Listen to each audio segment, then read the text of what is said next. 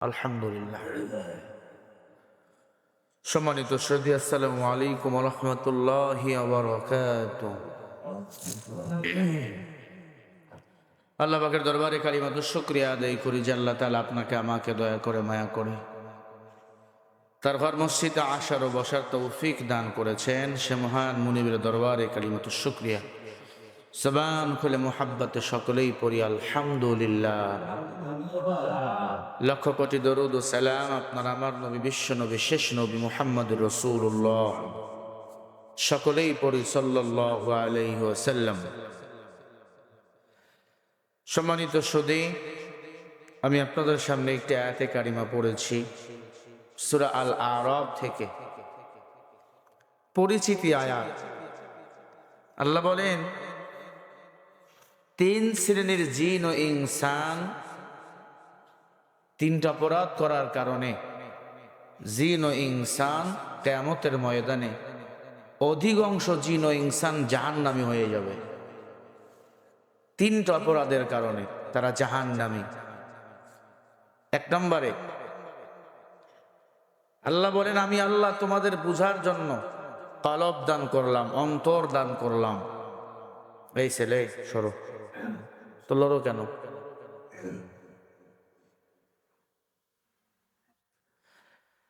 সম্মানিত হাজিরিন, আল্লাহ বলেন তিন শ্রেণীর মানুষ ও জিন হাসরের ময়দানে বিনা হিসাবে তারা জাহান্নামী হয়ে যাবে। কয় শ্রেণীর? একটু হিসাব করে, এই তিন শ্রেণীর মধ্যে আপনি আমি আছি কিনা একটু খেয়াল করেন। আল্লাহ বলেন, উলাইকা কাল আনআম বাল হুম আদাল ওয়া উলাইকা হুমুল গাফিলুন। এই তিনটা দোষ যার ভিতরে থাকবে তারা চতুষ্পর জানোয়ারের চেয়ে নিকৃষ্ট, তারা খারাপ। হাইওয়ান, শুকুর কুকুরের চেয়েও তারা খারাপ। দেখছেন কত বড় কথা বলছেন আল্লাহ পাক। আল্লাহ বলছেন সরাসরি, এক নম্বরে আমি আল্লাহ অন্তর দিলাম, কলব দিলাম, ভালো মন্দ বুঝাবার জন্য আমি আল্লাহ আকুল দিয়েছি, জ্ঞান দিয়েছি। ভালো মন্দ বোঝার পরেও উল্টা পাল্টা করে, মানুষের উপর নির্যাতন করে, ইসলামের উপর আঘাত করে। আল্লাহ পাক রব্বুল আলামিন বলেন, কিয়ামতের ময়দানে এরা চতুষ্পর জানোয়ারের চেয়ে নিকৃষ্ট, হাইয়ন হইয়া জাহান্নামে চলে যাবে। কেমন কথা! আল্লাহ কুকুরের কথা বলতে পারতেন, শুকুরের কথা বলতে পারতেন। আল্লাহ বলেন হাইওয়ান, জানোয়ারের চেয়েও খারাপ। মানুষ তো এখন তাই হয়ে গেছে। ওই ঢাকা রাজধানীতে গরিব এক আল্লাহর বান্দি, কন্যা সন্তান, এক বড় লোকের কোনো বাচ্চা নাই, তাকে দিয়েছে পালন করার জন্য। গরিব রে বলছে, বাচ্চাটার আমারে দেন, আমি পালন করব, মেয়ের মতো দেখব। গরিব বাচ্চাটাকে দিছে। ওই বাচ্চাটার সাথে এমন আচরণ করছে, খন্তি দিয়ে খন্তি গরম করছে আগুনে, গলার মধ্যে সেক দিয়েছে, পুরা গলা পুড়ে গেছে। শরীরে খন্তি গরম করে আং দিয়েছে, দা বটি হাইসা যা পেয়েছে সব গরম করে পুরা শরীরে একবারে সেকা মারছে। আচ্ছা বলেন, এগুলাকে মানুষের কাজ না অমানুষের কাজ? নিজের বাচ্চা হলে কি পারতো এই কাজ করতে? বড় লোক, বড় অফিসার, যত বিমান যাতায়াত করে দেশে বিদেশের বাইরে, সেই বিমান যাতায়াত, অভ্যন্তরীণ বিমান যাতায়াত করবে, আসবে, ঢুকবে, সব হিসাব কিতাব করবে। এত বড় অবিচারণী, টাকার অভাব নাই, কিন্তু আল্লাহ কোনো বাচ্চা দেয় নাই। যার বাচ্চা নাই সে কি অন্যের বাচ্চার মূল্য বুঝবে? কাজের বাচ্চা মনে করে, পালিত বাচ্চাকে এমন নির্যাতন করছে। আল্লাহর বান্দি এখন মেডিকেলে কাতরাচ্ছে, মৃত্যু শয্যায়। গতকালকে রাতের বেলা ভিডিওটা দেখলাম, চোখের পানি ধরে রাখা যায় না। ছোট্ট মেয়েটা বলে ৬-৭ বছর বয়স হবে, কথা বলতে পারে কি বল। ছোট্ট বাচ্চাটা বলে, দৈনন্দিন আমাকে সেকা দিত, দৈনন্দিন দা, কুড়াল, ছুরি যা পাইতো, খন্তি, এরপর রান্না করাবার জন্য যে সুন্নি লাকড়ি, ওটা গরম করে আমাকে সেকা মারতো। আমাকে ফুটবলের মতো লাথি মারতো। আল্লাহ বলেন এরাই হলো চতুষ্পদ জানোয়ারের চেয়েও খারাপ। হাসরের ময়দানে এরাই জাহান্নামে যাবে। মানুষ হইয়া মানুষের দয়া মায়া করে না, মানুষ হইয়া মানুষের প্রতি ইনসাফ করে না, তারা গুণের মানুষ নয়। আল্লাহ পাক কিয়ামতের ময়দানে তাদের সাথে কোনো ইনসাফ করবে না। আল্লাহ এই জন্য বলেন ওয়ালাকাদ যারানা লিজাহান্নামা কাসীরাম মিনাল জিন্নি ওয়াল ইনস লাহুম কুলুবুন লা ইয়াফকাহুনা বিহা ওয়া লাহুম আ'য়ুনুন লা ইউবসিরুনা বিহা ওয়া লাহুম আযানুন লা ইয়াসমাউনা বিহা উলাইকা কাল আনআমি বাল হুম আদল উলাইকা হুমুল গাফিলুন।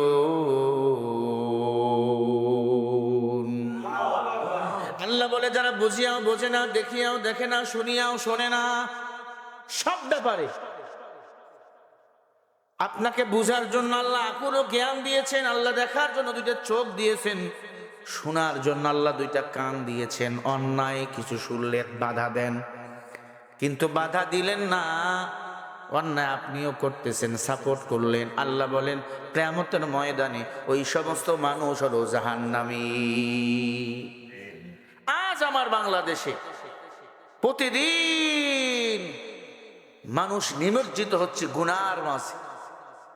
অন্যায় করতেছি কাজের মানুষের সাথে, অন্যায় করতেছি গৃহকর্মীর সাথে, অন্যায় করতেছি আমার প্রতিবেশীর সাথে। মাতাউন কলিল, দুনিয়া নগণ্য কিছুই না বাবা। তুমি গোলামের সাথে, কাজের লোকের সাথে যদি ভালো আচরণ করো, রব্বুল আলামিন আপনার আমার সাথে ভালো আচরণ করবে।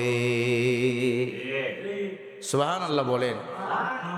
আল্লাহ পাক রব্বুল আলামিন বলেন বিমা কাসাবাত আইদিন নাস, মানুষকে আমি আল্লাহ বানাইছি, এমনি এমনি বানাই নাই রে মানুষ। হিসাব কিতাব করো, আমি আল্লাহ তোদেরকে মাটি দিয়ে বানাইছি, মাটির মধ্যে আবার তোমাদেরকে দাপন করা হবে। বিমা কাসাবাত আইদিন নাস, আয় মানুষ বাহাদুরি করিও না, একদিন ছিল তোমার অস্তিত্ব ছিল না, আমি আল্লাহ তোমাকে অস্তিত্ব দিয়েছি। আমি আল্লাহর গোলামি করো, দুনিয়ার কারো গোলামি করো না। খবরদার হাইওয়ানের মতো আচরণ করিও না, কুকুরের মতো আচরণ করিও না, শুকুরের মতো আচরণ করিও না, তাহলে তোমরা ক্ষতিগ্রস্ত। কিয়ামতের ময়দানে আমি আল্লাহ তোমাদের চিনব না, তোমরা জাহান্নামী হয়ে যাবা। একটু চিন্তা করেন, নিজেকে একটু বুঝান, আমার আচরণ কিরকম, আমার চলাফেরা কেমন। একটা কুকুর দেখবেন প্রস্রাব করে নিরালায় জায়গা, বাজারে গিয়া গোপনে, কিন্তু আমরা যুবকের দলের এখন কুকুরের চরি কৃষ্ট হয়ে গেছে, ওপেনলি সেন্টাই না, দাঁড়াইয়া দাঁড়াইয়া প্রস্রাব করে নাই। হ্যাঁ, তুমি না মুসলমানের সন্তান, এমন আচরণ তোমার কেন? কানের মধ্যে হেডফোন লাগাইয়া গান শোনে, গুনাহ 24 ঘন্টা গুনাহের মধ্যে নিমজ্জিত। আল্লাহ বলেন এই মানুষ তোমরাই হলা জাহান্নামী। আল্লাহ জাহান্নামী থেকে আমাদেরকে হেফাজত করেন, বলেন আমিন। আমরা সবাই জান্নাতে যেতে চাই, বলেন আমিন। লা ইয়াস্তাওয়ি আসহাবুন নারি ওয়া আসহাবুল জান্নাহ, আসহাবুল জান্নাতি হুমুল ফাইজুন। সূরা হাশরের 20 নম্বর আয়াত আল্লাহ বলেন জান্নাতি জাহান্নামী দলে দলে সমান নয়।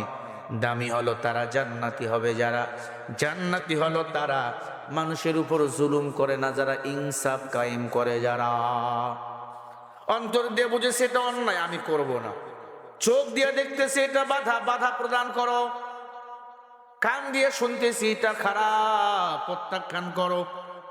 আল্লাহ বলে তাহলেই তুমি জান্নাতি হয়ে যাবা, তাহলেই তুমি জান্নাতি হয়ে যাবা।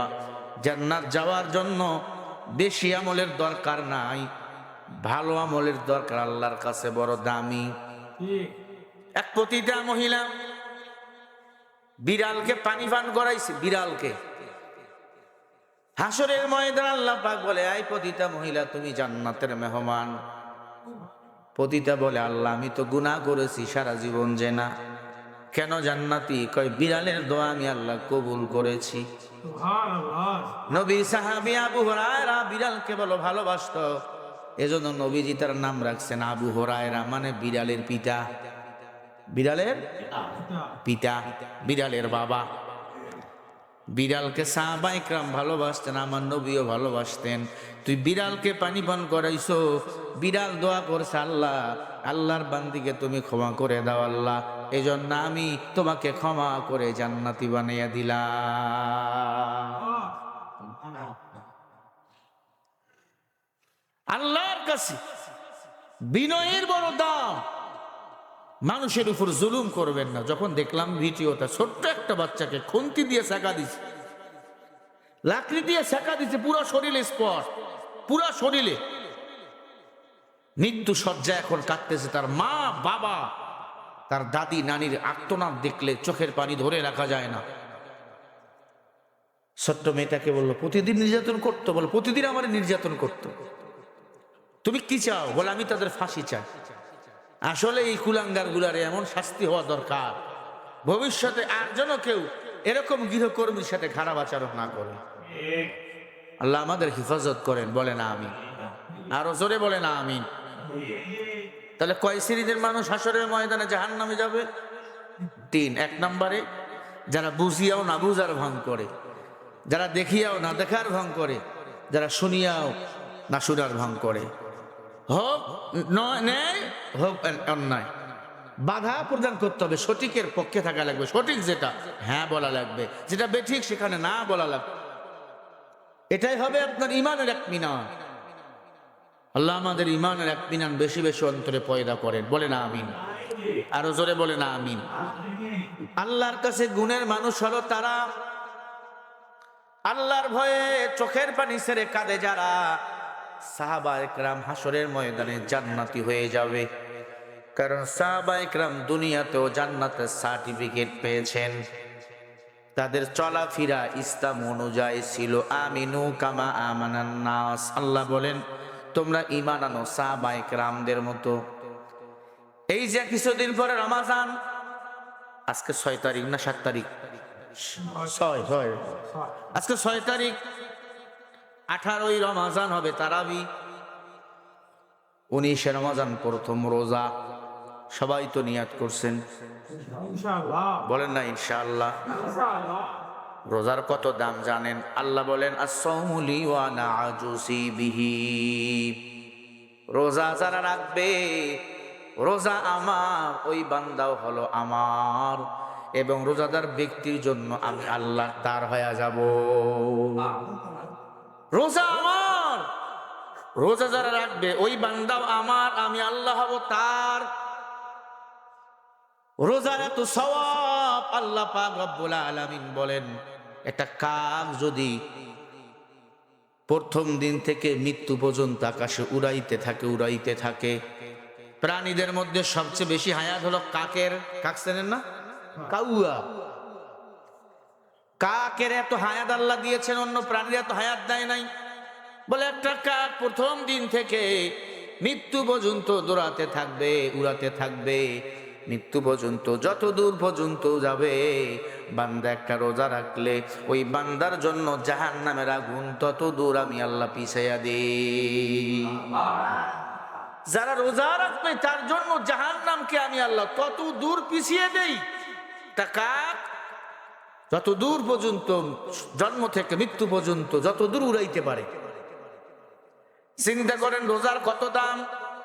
এজন্য সাহাবায়ে কেরাম রোজা কখনো ওরা ছাড়েন নাই। গাছের পাতা খাইয়া, গাছের ছাল খাইয়া, শুকনা গাছের ডাল সিদ্ধ করে খাইয়া রোজা রাখছেন সাহাবায়ে কেরাম। আপনার আমার তো খানার অভাব নাই, আছে? অভাব নাই, হরেক রকম খানা খাবেন, রোজা রাখবেন। আল্লাহ বলেন সাহারিতে সওয়াব, ইফতারিতে সওয়াব, তারাবিতে সওয়াব, রোজাতে সওয়াব। এই সওয়াব এত বেশি সওয়াব আমি আল্লাহ দান করব। আমি আল্লাহ এক রোজার বিনিময়ে বান্দাকে 7 আসমান 7 জমিন পার করে জান্নাত পর্যন্ত পৌঁছায়া দেব। তবে কেউ যদি সজ্ঞানে বিনা ওজরে রোজা যদি ছেড়ে দেয়, আল্লাহর হাবিব বলেন সে কাফের হয়ে যায়। ভালো করে বোঝেন, সব জ্ঞানে স্বইচ্ছায় একটু ঘাউরামি করে রোজা না রাখলে কি হবে? আমার কি ভাতের অভাব? আমার কি চাউলের অভাব আছে না? আমার কি, আমি গরিব, আমার চাউল নাই, তা আমি রোজা রাখবো না? আমার কি চাউল নাই? এমন এক আল্লাহর বান্দা আমার এলাকায় বলতো, আমার কি চাউল নাই, আমি কি গরিব? ইয়ার কি করতো যুবক বয়সে, আমি দেখেছি তখন আমরা ছোট। আল্লাহর কুদরত, রমজান মাস রোজা রাখতো না। এমন হয়ে গেছে, বাবার অনেক সম্পত্তি ছিল, এখন কোনো সম্পত্তি নাই। নিশ্চয় রাস্তায় রাস্তায় ঘুরে মানুষের কাছে হাত পেতে পেতে খায়, ভিক্ষা করতেছি। রমজান মাস ইফতারি করবে, মানুষের দ্বারে হাত পাতে ইফতারি করে, সাহারিতে মানুষের বাড়িতে গিয়ে খায়। আমি বললাম, ভাই কেমন আছেন? বলে আলহামদুলিল্লাহ। আপনার না অনেক কিছু ছিল? বলে হুজুর অনেক কিছু ছিল, এখন কিছুই নাই। কেন নাই? বলে আমার অহংকারের কারণে আমি পতন হয়ে গেছি। বাবার অনেক সম্পদ, অনেক অনেক। রমজান মাসে যদি কেউ বলতো রোজা রাখবি না, ওপেনলি বিড়ি খায়, সিগারেট খায়, ধূমপান করে, পান চাবায়, আপনি রোজা রাখবেন না? আমার কি টাকার অভাব? আমার কি চাউলের অভাব? আমার ড্রাম ভরা চাউল আছে। এমন মানুষ নাই? আপনার এলাকায় নাই? আল্লাহ রাব্বুল আলামিন বলেন, ইয়া আইয়ুহাল্লাযীনা আমানু কুতিবা আলাইকুমুস সিয়াম কামা কুতিবা আলাল্লাযীনা মিন ক্বাবলিকুম লাআল্লাকুম তাত্তাকুন।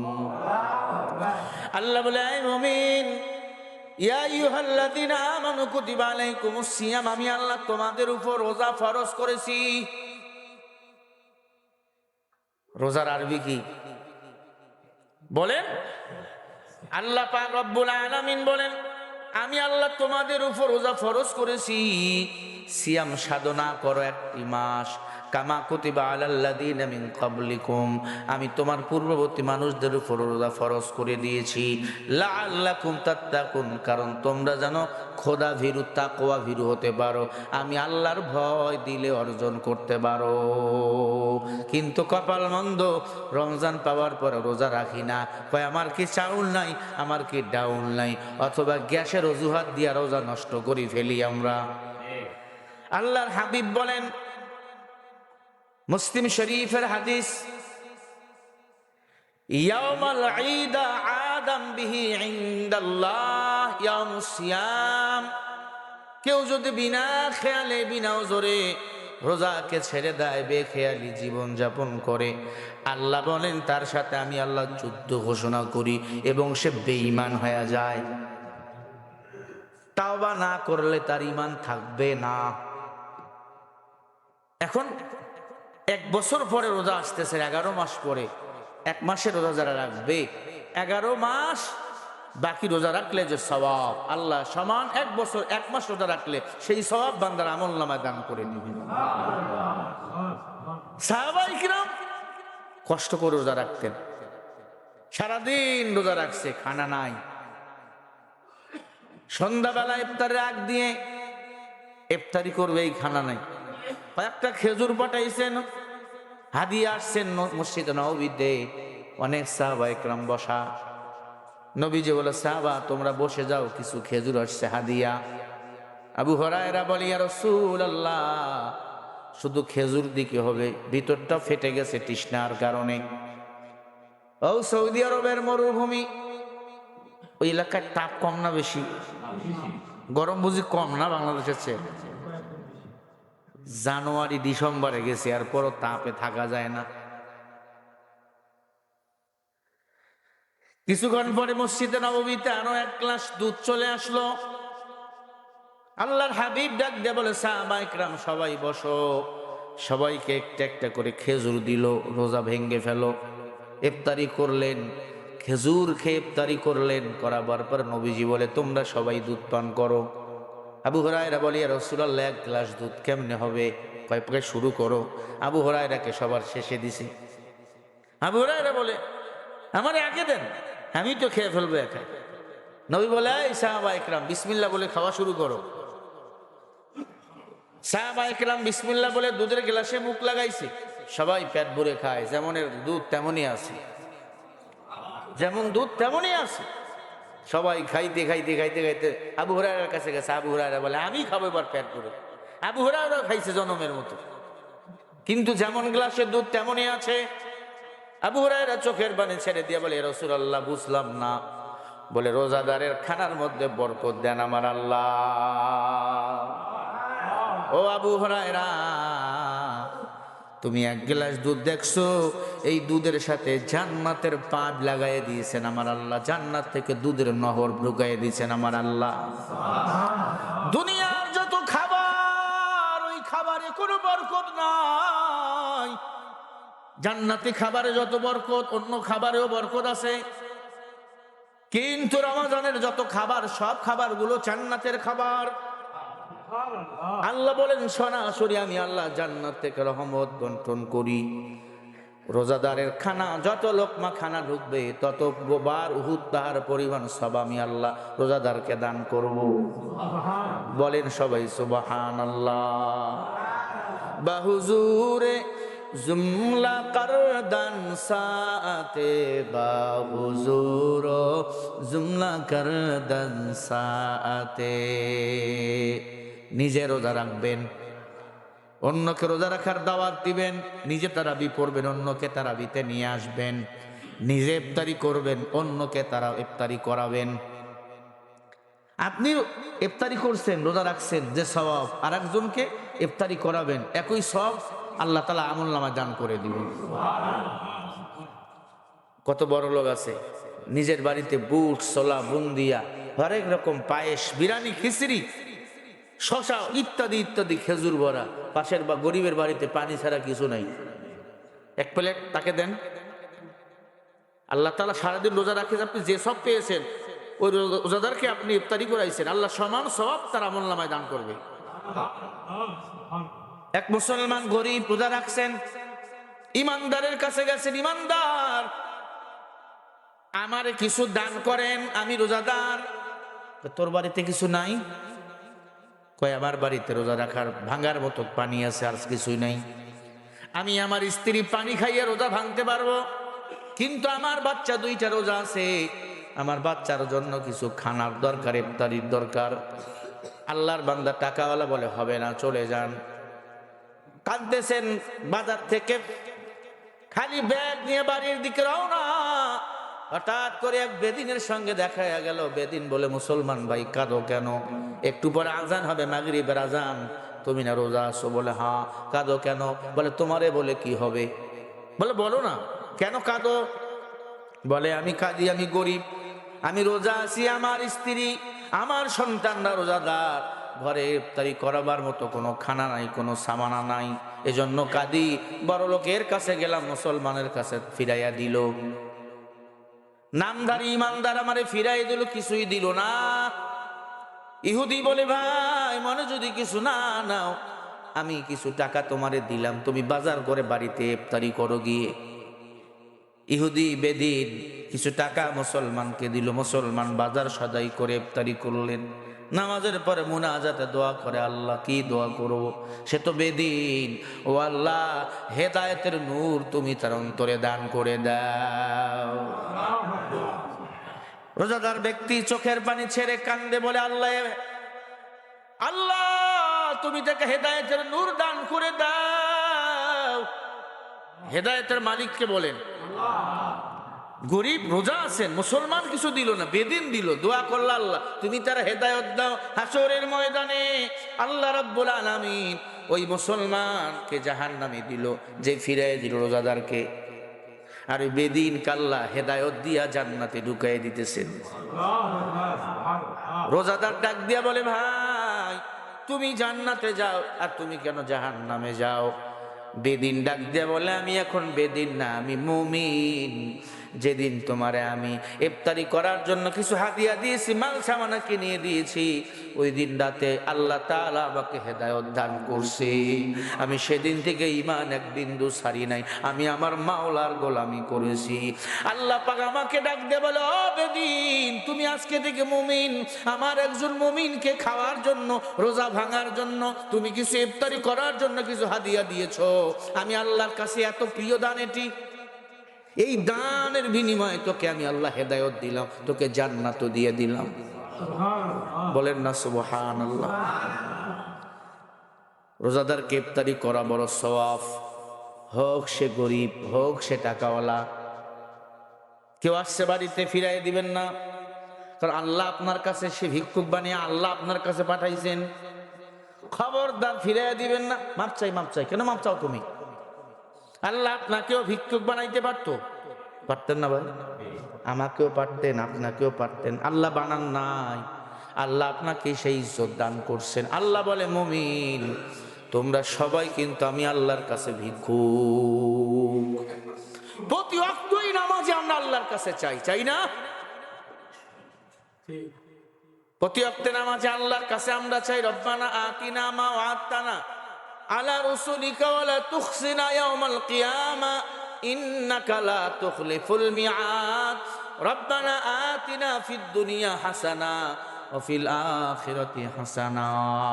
ও আল্লাহ, দুনিয়াতে কল্যাণ দান করো, আখিরাতে মুক্তির ব্যবস্থা করো। কার কাছে চাই বলেন? খবরদার রোজাদারকে কষ্ট দিবেন না। একটি মাস যত পারেন ব্যয় করবেন। আল্লাহ তাআলা এই মাসে যত ব্যয় করবেন, কোনো হিসাব আল্লাহ নেবে না, কোনো হিসাব আল্লাহ নেবে না। আল্লাহ আমাদের বেশি বেশি দান সদকা করার তৌফিক দান করেন। সিল্লে বলেন আমিন। মনে রাখবেন, রমাজানের নফল ইবাদত অন্য মাসের ফরজ ইবাদতের সমান। এটা ভালো করে মাথায় রাখবেন মুসলমানেরা। রমজান মাস পেয়েছেন, আল্লাহর কাছে শুকর আদায় করবেন।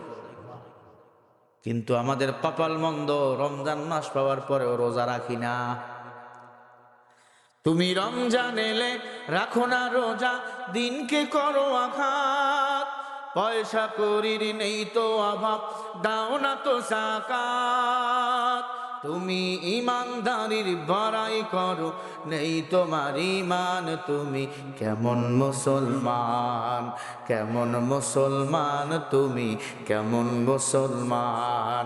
নামাজের সাথে নাই পরিচয়, মানো না কোরআন, তুমি এমন মুসলমান। তুমি সুদের টাকায় প্রাসাদ গড়ো, ঘুষ ছাড়ো না।